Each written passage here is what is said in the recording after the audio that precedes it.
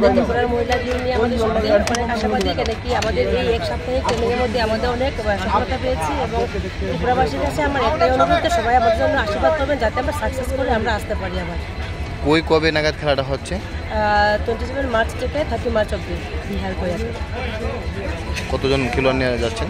খেলোয়াড় 24 এবং অফিসিয়াল মিলে টোটাল 27 যাচ্ছি আমরা। আপনার পরিচয়টা?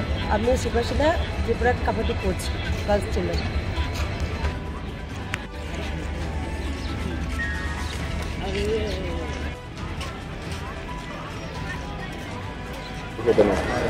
আমরা 34 যে সাব জুনিয়র জন্য ন্যাশনাল গেমস খেলতে যাচ্ছি বিহারের গয়াতে।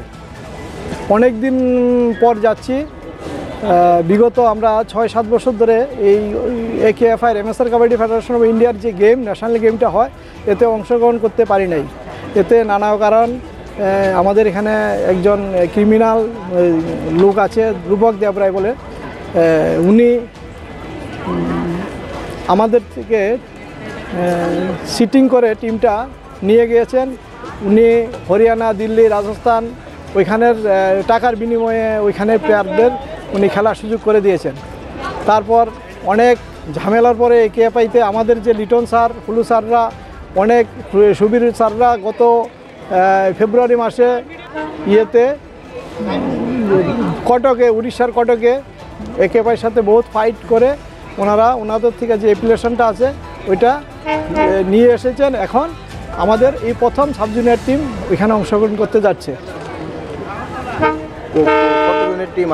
আমাদের এখানে 27 জনের ছেলে মেয়ে অফিসিয়াল মিলে 27 জন, 12 জন ছেলে, 12 জন মেয়ে, 3 জন অফিসিয়াল আমরা আছি এখানে। খেলা অনুষ্ঠিত হবে? খেলা 27 থেকে 30 মার্চ 2025। দল নিয়ে কীরকম আশাবাদী? দল আমাদের মোটামুটি আশা করছি খারাপ না টিম। স্বল্প সময়ের ভিতরে আমরা যেই সুযোগ পেয়েছি ছেলেদের আমরা তৈরি করে নিয়ে যাচ্ছি। আপনার পরিচয়টা? আমার নাম বিজয় কৃষ্ণ দাস। কি আপনি? আমি treasurer Tripura MSR kabaddi association.